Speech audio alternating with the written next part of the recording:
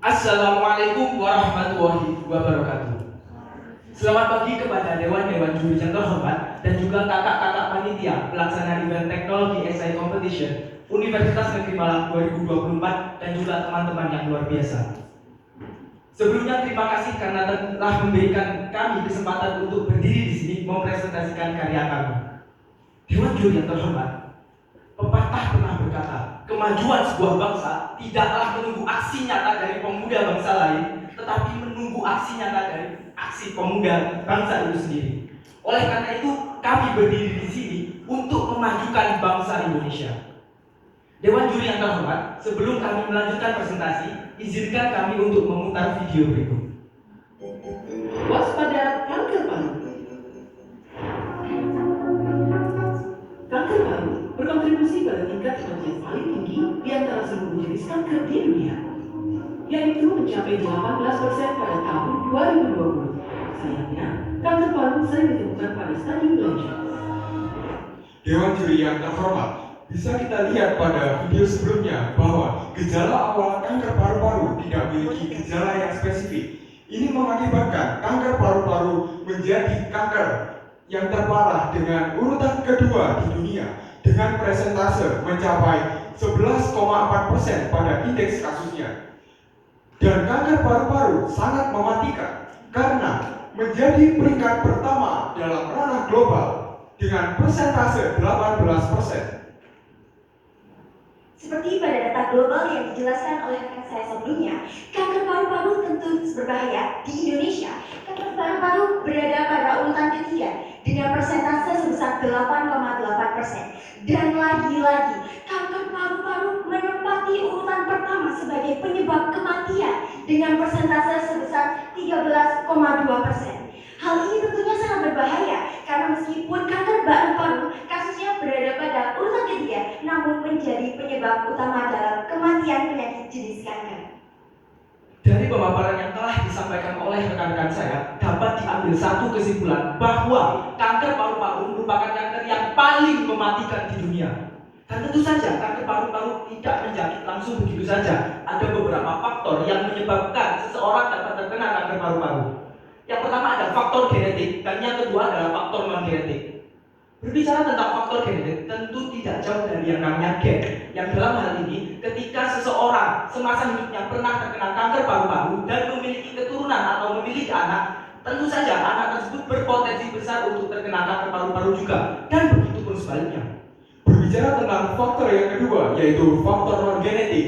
Dalam hal ini ada dua penyebabnya. Yang pertama adalah faktor internal, dipengaruhi oleh gaya hidup seseorang yang tidak sehat, seperti merokok dan minum minuman beralkohol. Faktor kedua adalah faktor eksternal atau dari lingkungan sekitar. Dalam hal ini bisa saja kita terjangkit kita terjangkit kanker paru-paru karena bisa saja kita menjadi seorang perokok pasif di antara lingkungan kita yang perokok aktif.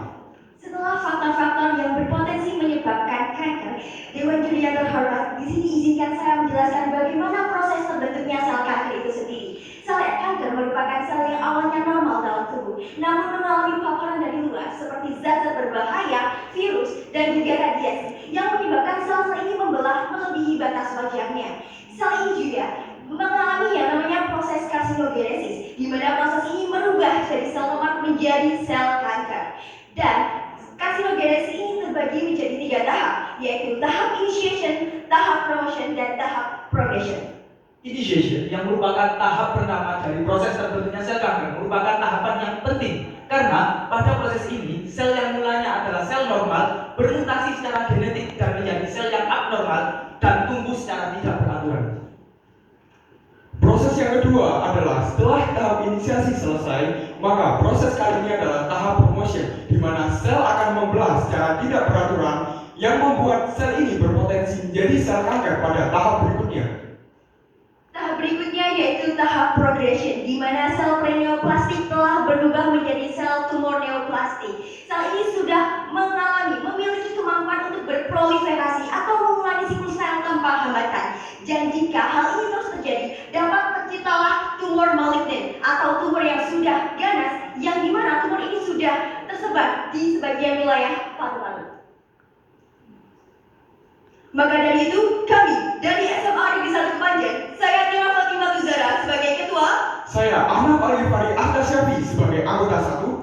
saya, Febrian Ezra Eki Adama Rudiansyah sebagai anggota 2 dengan bangga mempresentasikan karya esai kami dengan judul Identifikasi Tingkat Penyebaran Kanker Paru-Paru melalui Citra X-ray menggunakan Convolutional Neural Network atau CNN yang dibina oleh Ibu Irma Syifaul Hasanah, SPD.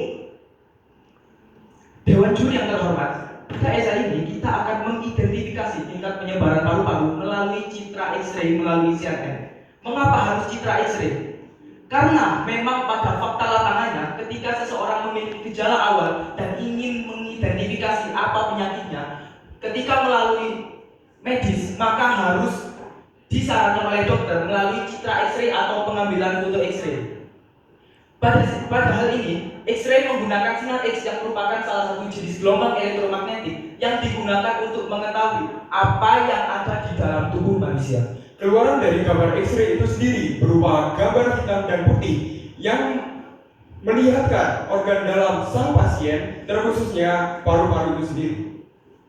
Setelah gambar chest X-ray ini didapatkan, akan langsung diserahkan kepada ahli radiologi untuk dianalisis apakah ada kelainan pada paru-paru pasien.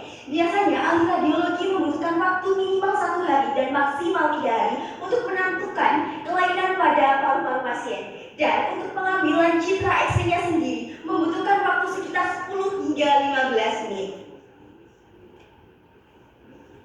Telah dijelaskan oleh rekan saya bahwa tahap identifikasi kanker paru-paru itu sendiri memerlukan waktu 1 hingga 3 hari. Dalam hal ini, jika pasien terkena kanker, maka kanker itu sendiri akan menjalar ke seluruh tubuh. Maka dari itu, penelitian kami menggunakan Convolutional Neural Network atau CNN. Model ini merupakan jaringan syaraf tiruan yang sangat bagus dalam mengidentifikasi grid pada gambar. Dalam esai kami kali ini menggunakan CNN dengan model Lenet 5, di mana model ini merupakan yang sejalan dengan esai kami, yaitu dapat mengidentifikasi sesuatu melalui objek gambar, yang dimana dalam esai kami latar belakangnya mengidentifikasi tingkat penyebaran kanker paru-paru melalui citra gambar chest X-ray. Dan model Lenet 5 ini memiliki beberapa lapisan, yang dimana lapisan ini masing-masing memiliki fungsinya sendiri-sendiri. Untuk lapisan pertama yaitu lapisan konvolusi atau convolutional layers C1, di mana merupakan langkah awal di mana citra dimasukkan ke dalam model Lenet 5. Setelah itu akan diberikan 6 filter, yang masing-masing 6 filter ini berfungsi untuk mengekstrak fitur-fitur dari gambar. Setelah itu akan terciptalah yang namanya feature maps, di mana feature maps ini berfungsi untuk menganalisis dari masing-masing fitur yang sudah tercipta sebelumnya. Telah dijelaskan pada rekan saya bahwa feature map sendiri akan dikeluarkan dari tahap konvolusi, di mana tahap kedua ini adalah tahap pooling layer pertama, di mana feature map akan dikecilkan dimensinya menggunakan maksimum pooling untuk mengecek fitur-fitur pada gambar yang lebih spesifik.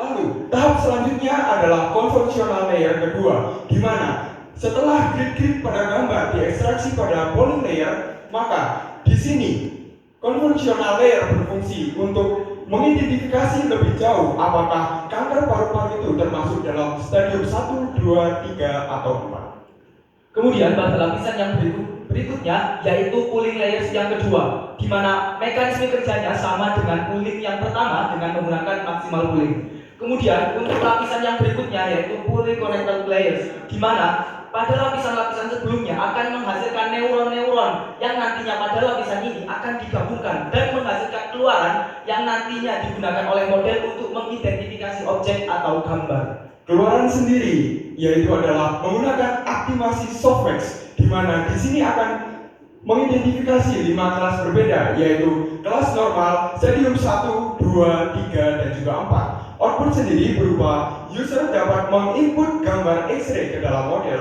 lalu model akan processing image tersebut di dalamnya dan mengeluarkan deskripsi apakah image image yang dimasukkan oleh user berupa normal ataukah terjangkit kanker paru-paru. Jika terjangkit kanker paru-paru, maka berapakah stadiumnya? Apakah 1, 2, 3, atau 4? Maka dari itu, Dewan Juri yang terhormat, kesimpulan dari kami, kanker paru-paru merupakan kanker penyakit yang sangat berbahaya karena gejalanya tidak terdeteksi pada tahap awal. Dan kami harap SI kami ini dapat membantu mengembangkan teknologi Indonesia di bidang kesehatan. Dikarenakan SI kami